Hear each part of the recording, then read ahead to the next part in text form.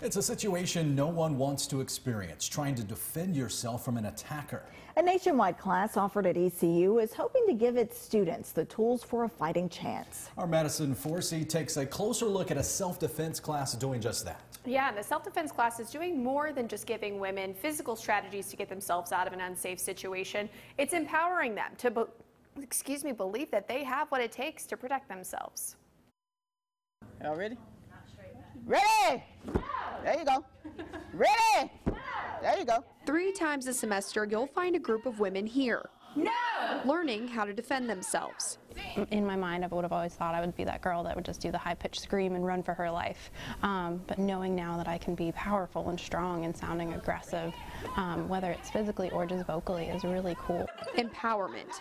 There you go. That's what I was looking for. That's what the Rape Aggression Defense, or RAD class, is all about. We've had sexual assault survivors, we've had assault survivors, we've had different people that have come in, and they're really trying to focus on empowering themselves. This 12-hour class is the only self-defense course taught in every state since the late 1980s.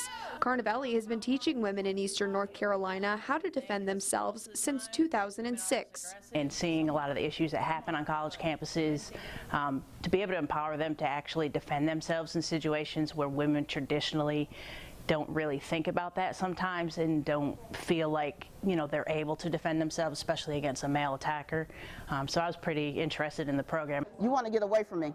You don't want to do it soft. You want to get away from me. Everyone thinks it's not going to be them, but one day it actually could be you. This class is as hands-on as it gets, practicing on bags, classmates, and even an attacker. It's one thing to hit bags and to do drills, but it's another thing when you're actually put in a situation where you have to fight back. Participants are taught everything from simple jabs to how to escape a chokehold. I never knew how powerful one move could be until after I practiced it a certain amount of time. Along with the power of their own voice. There you go. Verbalization can get you out of a lot of situations before you have to go hands-on. Teaching students how to yell, not scream. And that yelling forcefully can actually make your strikes stronger. I was nervous, especially when they said we were going to have to yell a lot.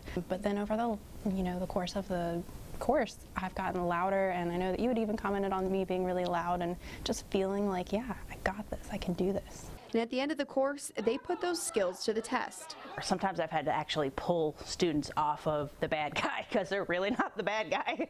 But their adrenaline kicks in, their fight or flight kicks in, and they actually realize that they've actually learned a whole lot of skills. Carnavelli says the #1 goal is to avoid any kind of situation that might be unsafe. But if these women find themselves in one, they'll be ready.